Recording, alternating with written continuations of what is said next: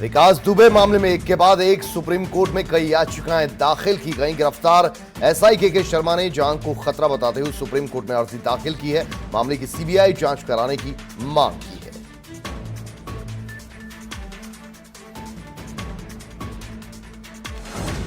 विकास दुबे के खात्मे के बाद उसके करीबियों के खिलाफ कार्रवाई की तैयारी तेज हो गई है। जांच के लिए बिकरू गांव में एसआईटी ने पूछताछ की। 31 जुलाई तक शासन को रिपोर्ट सौंपेगी एसआईटी।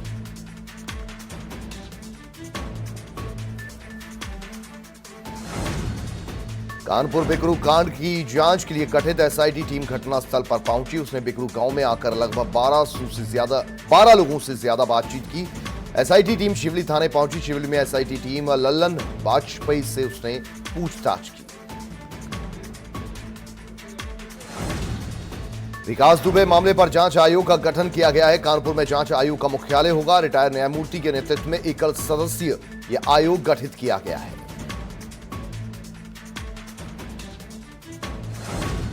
प्रदेश सरकार ने एक महत्वपूर्ण निर्णय लेते हुए विकास दुबे मामले में एक सदस्यीय जांच आयोग के गठन का निर्णय लिया। विपक्षी पार्टियां लगातार प्रदेश सरकार पर हमला बोल रही थी और न्याय की जांच की मांग कर रही थी। रिटायर्ड जस्टिस शशिकांत अग्रवाल के नेतृत्व में एकल सदस्यीय जांच आयोग 2 महीने में अपनी रिपोर्ट सरकार को साझा करेगा। विकास दुबे को ऑटो में घुमाने वाला ड्राइवर बंटी चौहान ने खुलासा किया। उज्जैन में 3 दिन तक रुकना चाहता था विकास दुबे। उज्जैन में 2 होटलों में रुकने के लिए कोशिश भी की थी विकास दुबे ने, लेकिन होटल वालों के मना करने पर ऑटो से ही सीधे शिप्रा नदी के रामघाट पर पहुंच गया और विकास दुबे ने वहां महाकाल मंदिर पहुंचकर फिर जाकर सरेंडर कर दिया। विकास दुबे के बिकरू गांव में पुलिस और एसटीएफ के बाद R9 टीवी विकास के घर पहुंची। विकास के घर को खंगालने के बाद उसकी पुरानी तस्वीरें हाथ लगी।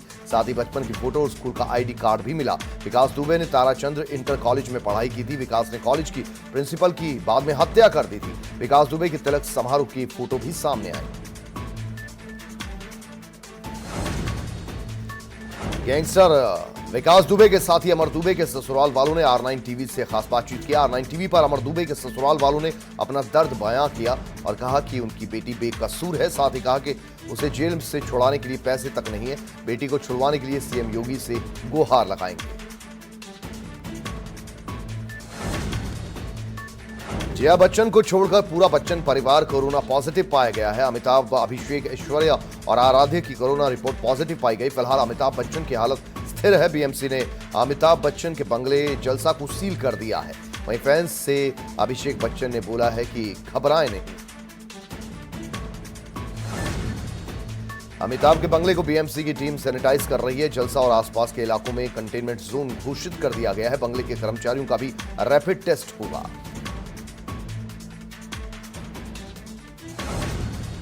बच्चन परिवार की रिपोर्ट कोरोना पॉजिटिव आने के बाद फिल्म जगत से लेकर राजनीति जगत के लोग जल्द से जल्द ठीक होने की दुआ मांग रहे हैं। अमिताभ बच्चन के कोरोना पॉजिटिव आने पर जाने माने हास्य कलाकार राजू श्रीवास्तव ने उनके जल्द ठीक होने की कामना की है। राजू श्रीवास्तव ने कहा कि अमिताभ बहुत जल्द कोरोना से जंग जीत लेंगे। डॉक्टर्स ने बताया कि अमिताभ बच्चन की हालत में सुधार हो रहा है। घबराने की जरूरत नहीं। आपको बता दें कि अब उनकी हालत स्थिर है। पहले उनके ऑक्सीजन का लेवल 90 के आसपास चला गया था, लेकिन अब वो 95 के आसपास है। बॉलीवुड शहंशाह अमिताभ बच्चन के कोरोना से जल्द स्वस्थ होने के लिए मुरादाबाद में दुआ मांगी गई। प्रशंसकों ने बिग बी और उनके पुत्र अभिषेक बच्चन के लिए दुआ मांगी। मुरादाबाद में भी बॉलीवुड शहंशाह के प्रशंसकों की कमी नहीं है। यहां भी लोगों ने अपने पसंदीदा एक्टर के लिए प्रार्थनाएं की। अमिताभ के बाद अनुपम खेर की मां, भाई, भाभी और भतीजी भी कोरोना पॉजिटिव पाए गए। मां को मुंबई के कोकिलाबेन अस्पताल में भर्ती किया गया। अनुपम खेर ने यह जानकारी ट्वीट करके दी है। लॉकडाउन को लेकर यूपी सरकार ने बड़ा फैसला लिया है। कोरोना संक्रमण रोकने के लिए मिनी लॉकडाउन फॉर्मूला अपनाया जाएगा। यूपी में अब हर हफ्ते वीकेंड पर लॉकडाउन लगाया जाएगा। हफ्ते में 2 दिन यानी शनिवार और रविवार सभी बाजार बंद रहेंगे। अब हफ्ते में 5 दिन ही बाजार खुलेंगे। राहुल गांधी ने ट्वीट करते हुए कहा कि WHO ने कोरोना संक्रमण रोकने के लिए हमारे देश के धारावी मॉडल की प्रशंसा की है। धारावी की इस उपलब्धि के लिए जिम्मेदार पूरी टीम और खासतौर पर वहां की जनता शाबाशी की हकदार है। आपको बता दें कि मुंबई के धारावी में ट्रेसिंग, ट्रैकिंग, टेस्टिंग और ट्रीटमेंट के जरिए कोरोना वायरस के संक्रमण पर काबू पाया गया। कोरोना वायरस को लेकर विदेश मंत्री एस जयशंकर ने कहा है कि जब महामारी पूरी दुनिया में फैलनी शुरू हुई तब हर देश को अपनी ताकत को देखते हुए उसको जवाब देना था। भारत ने कोरोना वायरस के खिलाफ लड़ाई में सही फैसले लिए, जिसके कारण अन्य देशों की तुलना में हम बेहतर स्थान पर हैं। पिछले 24 घंटों में यूपी के 5 मंत्री कोरोना पॉजिटिव पाए गए। चेतन चौहान, उपेंद्र तिवारी, मोती सिंह, धर्म सिंह सैनी और रघुराज सिंह संक्रमित हुए। यूपी में बढ़ते संक्रमण ने बढ़ाई परेशानी।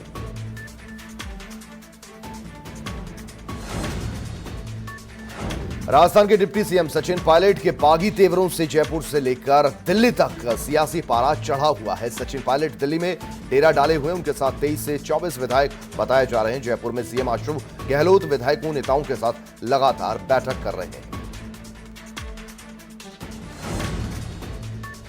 सोपोर में सुरक्षा कर्मियों और आतंकियों के बीच मुठभेड़ हुई। मुठभेड़ में मरने वाले आतंकियों की संख्या 3 बताई जा रही है। सोपोर जिले के रिब्बन इलाके में मुठभेड़ हुई। मुठभेड़ के दौरान एक आतंकी मारा गया। इसके पहले मुठभेड़ में 2 आतंकियों के मरने की पुष्टि हुई थी। पूरे इलाके में सर्च ऑपरेशन जारी है। भारत में कोरोना ने बड़ी छलांग लगाई है। 24 घंटे में 28,637 नए मामले सामने आए। देश में संक्रमितों का आंकड़ा 8.5 लाख के करीब जा पहुंचा है। यूपी में कोरोना मरीजों की संख्या में लगातार इजाफा हो रहा है। बीते 24 घंटों में 1,388 नए मरीज सामने आए। वहीं 23,334 मरीज इलाज के बाद ठीक होकर घर लौट गए। वहीं 934 मरीजों की इलाज के दौरान मौत भी हुई है। यूपी में कोरोना संक्रमण के 12,208 केस एक्टिव केस हैं।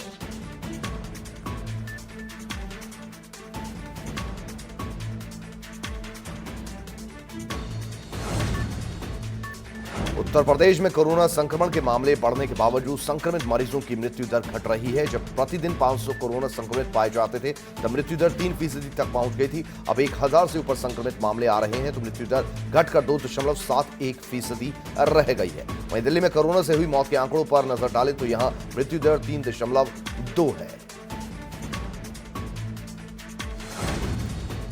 कोरोना संक्रमण के चलते उत्तर प्रदेश की विधानसभा का मानसून सत्र वीडियो कॉन्फ्रेंसिंग के जरिए कराए जाने को स्थगित कर दिया गया है। अब यह सत्र 20 अगस्त से सदन शुरू हो सकता है। सोशल डिस्टेंसिंग का पालन करते हुए हाउस के अंदर बैठने की व्यवस्था में बदलाव किया जाएगा।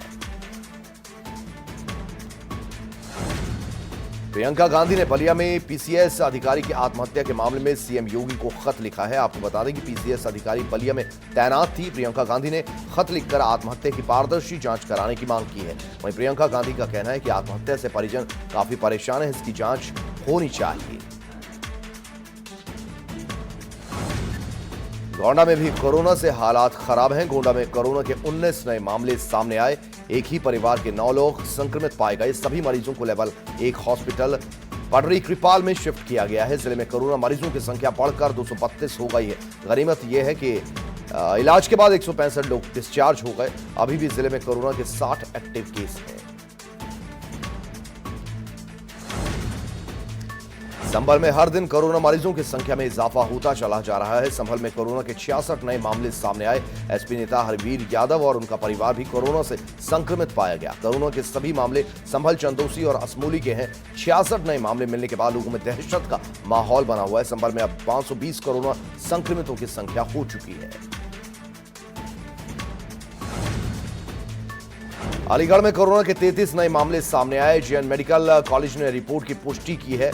नए मामले आने के बाद अलीगढ़ में कोरोना के अब 752 मरीज हो गए हैं। वहीं अलीगढ़ में कोरोना के 25 लोगों की इसके चलते मौत हुई है, जबकि 273 एक्टिव केस हैं। इलाके को सील कर सैनिटाइज किया गया है। फिलहाल लोगों में कोरोना के नए मामले आने से हड़कंप मचा हुआ है। उन्नाव में कोरोना के हर दिन नए मरीज सामने आ रहे हैं। उन्नाव में कोरोना के 30 नए मामले सामने आए। वहीं परिवार के 13 लोगों की रिपोर्ट पॉजिटिव आई। नए कोरोना मरीज मिलने से लोगों में हड़कंप मचा है। सभी मरीजों को स्वास्थ्य विभाग में आइसोलेट किया गया है। लखनऊ में लगातार कोरोना का ग्राफ बढ़ रहा है। आज आई रिपोर्ट में 50 लोग कोरोना संक्रमित पाए गए। 24 घंटे में 252 लोगों की रिपोर्ट कोरोना पॉजिटिव आई। लखनऊ के कई इलाकों में कोरोना संक्रमण बढ़ने से दहशत का माहौल यहां भी देखा गया। लखनऊ में कोरोना से अब तक 28 लोगों की जान गई है। वहीं कोरोना के एक्टिव केसों की संख्या 1152 है।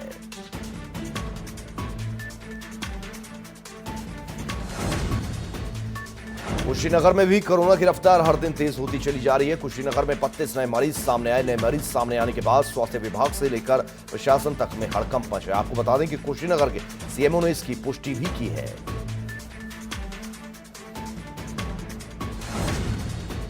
उज्जैन से कानपुर विकास दुबे को लाने वाला सिपाही संक्रमित पाया गया है। सिपाही की कोरोना रिपोर्ट पॉजिटिव आई है। भौंती हाईवे पर हादसे का शिकार हुआ था। कार में विकास दुबे के अलावा 4 पुलिसकर्मी थे। 4 पुलिसकर्मियों पर संक्रमण का खतरा मंडरा रहा है।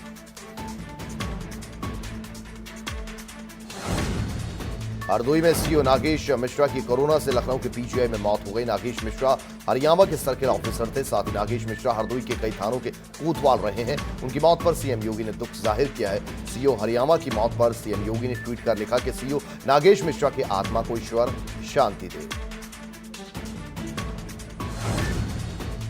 फिरोजाबाद में मास्क नहीं पहनने वालों को प्रशिक्षण केंद्र पर लाकर मास्क पहनने के लिए जागरूक किया जा रहा है। बिना मास्क वालों के लिए कई प्रशिक्षण केंद्र खोले गए हैं, जहां पर बिना मास्क के घूमने वाले लोगों को पुलिस पकड़कर लाएगी और उन्हें मास्क पहनने के लिए जागरूक करेगी। तिलक इंटर कॉलेज में ऐसे लोगों को ट्रेनिंग दी गई है।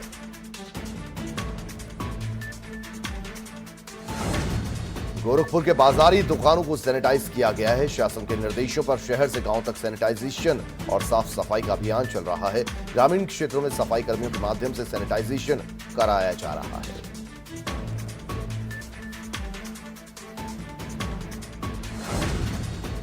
बिजनौर में पूरे शहर को सैनिटाइज किया जा रहा है। सैनिटाइजेशन के दौरान फायर ब्रिगेड की टीम ने शहर की सभी दुकानों और बिल्डिंग्स को सैनिटाइज किया। कोरोना को लेकर प्रशासन पूरी तरह से अलर्ट है।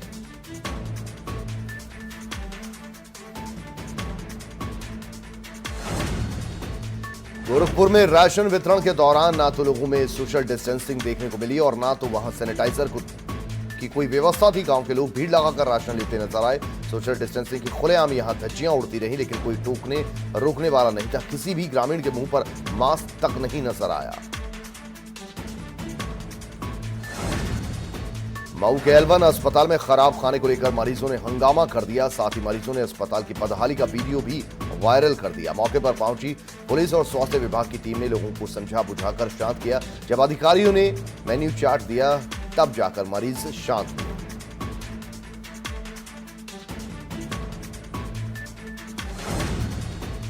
प्रतापगढ़ में 2 दिन पहले घर से संदिग्ध परिस्थितियों में गायब हुए 55 साल के बुजुर्ग का शव गांव के बाहर कुएं में मिला। मौके पर पहुंची पुलिस ने ग्रामीणों की मदद से शव को बाहर निकाला।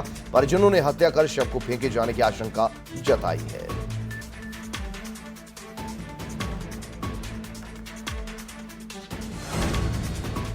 और यहां फिलहाल रुकेंगे एक छोटे से ब्रेक के लिए।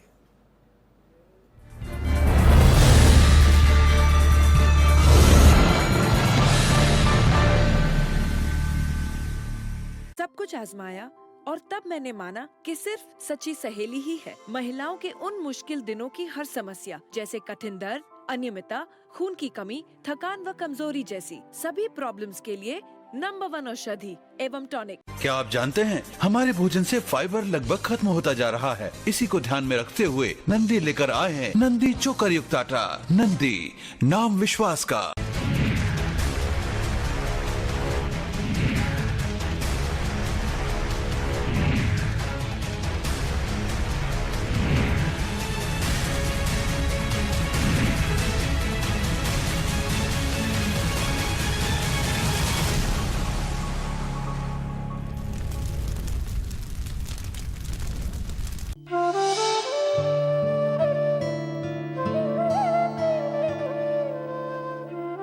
The last few years have witnessed great changes in India.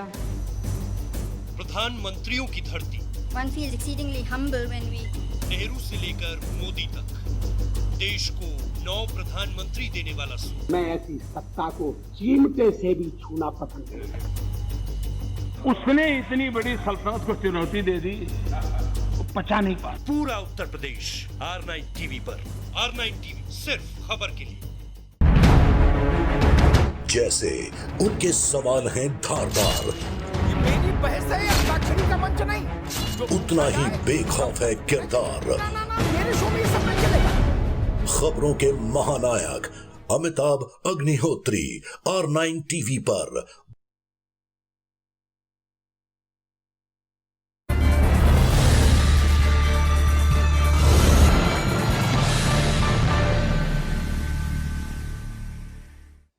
Break के बाद स्वागत है आपका। एक बार फिर शुरुआत करते हैं सुपर 50 की। बुलंदशहर में एसओजी की टीम पर लोगों ने हमला कर दिया। एसओजी की टीम पर लोगों ने पथराव किया, जिससे बचाव में एसओजी की टीम ने हवाई फायरिंग की। हिस्ट्री शीटर को पकड़ने गई थी एसओजी की टीम, तभी लोगों ने हमला कर दिया।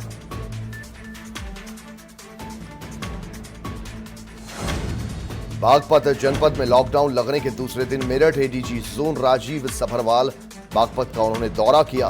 राजीव सभरवाल ने डीएम बागपत समेत कई अधिकारियों के साथ मीटिंग की। मीटिंग के दौरान पुलिस कर्मियों के लिए कोरोना से बचने के लिए दिए गए उपकरणों का सही से इस्तेमाल करना बताया गया।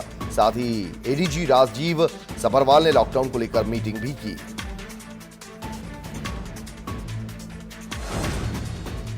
मऊ के कोप कोहाना बाजार में पड़ोसियों में उस वक्त विवाद हो गया जब उनके घर के सामने एक पड़ोसी ने कूड़ा फेंक दिया। दोनों पक्षों के लोगों ने ईंट और डंडों से एक दूसरे पर हमला कर दिया। मारपीट में दोनों पक्षों के 7 लोग घायल हो गए, जिनका इलाज प्राथमिक स्वास्थ्य केंद्र कोपागंज में चल रहा है।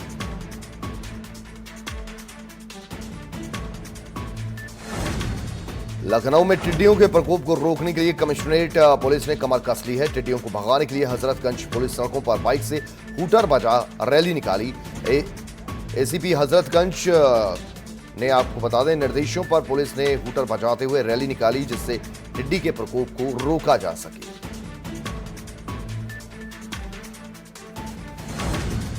सिद्धार्थनगर में एक महिला और एक शख्स को कुछ लोग लाठी डंडों से पीट रहे थे। बताया जा रहा है कि इस गांव में दबंगों ने महिला और उसके पति को पीटा, और सिर्फ इसलिए क्योंकि उसने अपनी पत्नी से छेड़खानी का विरोध किया था। मारपीट का वीडियो सोशल मीडिया पर खूब वायरल हो रहा है।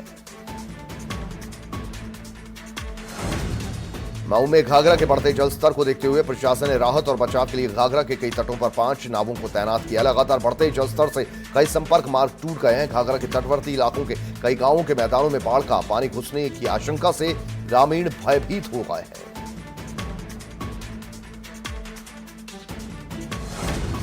बागपत में घरेलू कलह में सिपाही ने पत्नी की हत्या कर आत्महत्या कर ली। सहारनपुर जनपद में तैनात था सिपाही।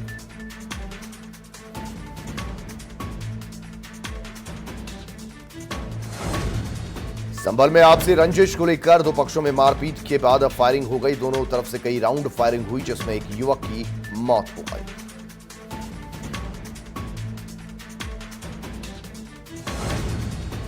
हिंद महासागर में होने वाले मालाबार युद्धाभ्यास में ऑस्ट्रेलिया को न्योता दिए जाने से चीन छटपटा रहा है। चीन ने कहा है कि भारत ने मालाबार युद्धाभ्यास में इस साल ऑस्ट्रेलिया को शामिल करने की योजना बनाई है, जिसके पीछे रणनीतिक कारण है। अभी तक इस युद्धाभ्यास में भारत, अमेरिका, जापान ही नौसेना उनकी हिस्सा लिया करती थी।